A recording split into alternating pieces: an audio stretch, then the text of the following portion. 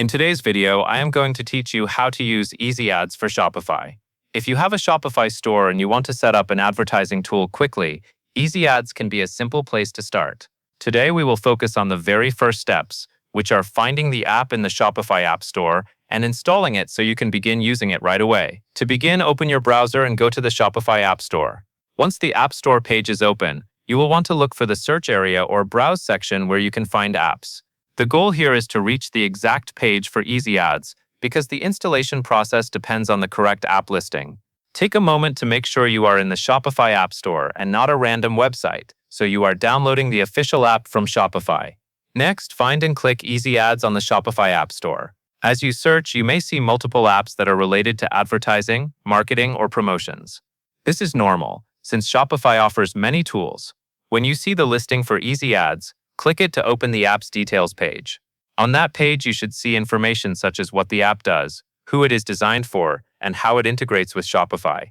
This is a good checkpoint. If you are not seeing Easy Ads specifically, go back and select the correct listing before continuing.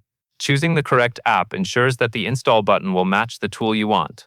After you click Easy Ads, allow the page to fully load. The app detail page usually includes sections like features, screenshots, and sometimes reviews or support information. Take a brief moment to look over the content so you are confident it is the right tool for your store. When you are ready to move forward, you will find the install option on the same page or near the top of the screen. Now you will click Install. This is the next step that starts the setup process.